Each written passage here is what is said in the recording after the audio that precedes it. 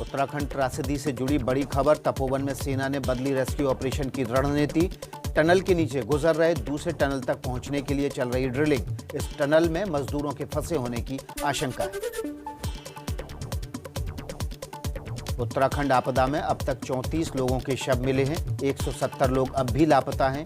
राहत और बचाव काम लगातार जारी है। तपोवन टनल में मजदूरों को ढूंढने के लिए स्थानीय लोगों की भी मदद ली जा रही है। आसपास के गांवों से बुलाए गए सुरंग खोदने के एक्सपर्ट। उत्तराखंड में लापता लोगों की तलाश में जुटे नौसेना के मरीन कमांडोज। श्रीनगर के डैम में सर्च ऑपरेशन। उत्तराखंड में सैलाब का एक और खौफनाक वीडियो सामने आया। विष्णुप्रयाग में धौली गंगा के नीचे पानी के पीछे सुनामी आती साफ दिखाई दी। इसरो ने उत्तराखंड में तबाही से पहले और बाद की तस्वीरें जारी की। रैणी गांव और तपोवन में सबसे ज्यादा दिखी बर्बादी। 9 महीने की तनातनी के बाद लद्दाख में पेंगोंग झील के उत्तर और दक्षिण के भारत और चीन की सेना ने पीछे हटना शुरू किया। चीन के रक्षा मंत्रालय ने पुष्टि की, लेकिन भारतीय सेना ने अभी तक जारी नहीं किया है कोई आधिकारिक बयान। भारत और चीन के कोर कमांडरों के बीच 9वें दौर की बातचीत में सेना को पीछे हटाने पर सहमति बनी थी। सबसे पहले तोपखाने और भारी हथियारों को पीछे हटाया जाएगा, उसके बाद लौटेंगे सैनिक।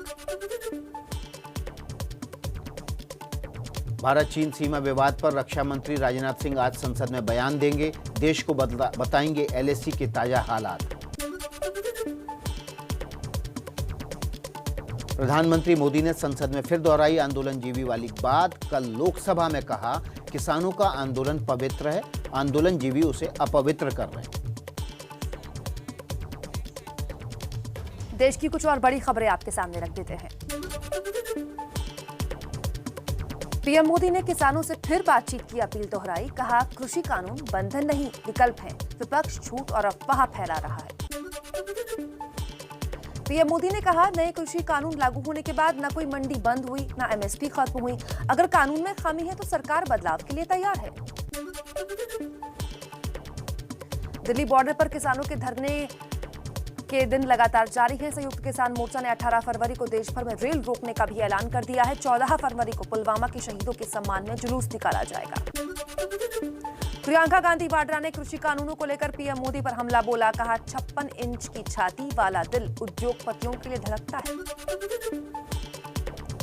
लाल किला हिंसा का आरोपी इकबाल सिंह 7 दिन की पुलिस रिमांड पर। लगातार हो रही है पूछताछ। पंजाब के होशियारपुर से गिरफ्तारी हुई थी। 26 जनवरी को हिंसा फैलाने के आरोपी दीप सिद्धू ने आईबी टीम ने भी उससे पूछताछ की है। दिल्ली पुलिस की रिमांड में है पंजाबी सिंगर दीप सिद्धू। पाकिस्तान में बैठे खालिस्तानी आतंकी गोपाल सिंह चावला की किसान आंदोलन में एंट्री। आंदोलन के समर्थन में भारत पाकिस्तान सीमा पर ट्रैक्टर रैली निकालने का ऐलान किया।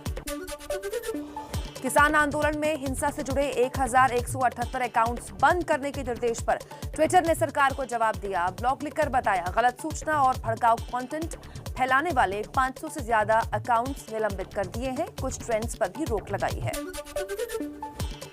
ट्विटर ने ब्लॉग में लिखा, कंपनी अभिव्यक्ति की स्वतंत्रता के पक्ष में है और हाल ही में केंद्र सरकार ने जिस आधार पर ट्विटर अकाउंट्स बंद करने को कहा, वो भारतीय कानूनों के अनुरूप नहीं।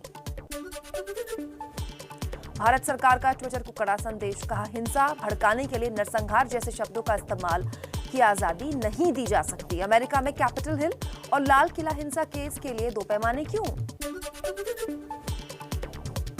किसान आंदोलन को लेकर लता मंगेशकर, सचिन तेंदुलकर जैसी हस्तियों के ट्वीट की जांच पर गरमाई महाराष्ट्र की राजनीति। बीजेपी नेता राम कदम ने राहुल गांधी को चिट्ठी लिखकर माफी की मांग की।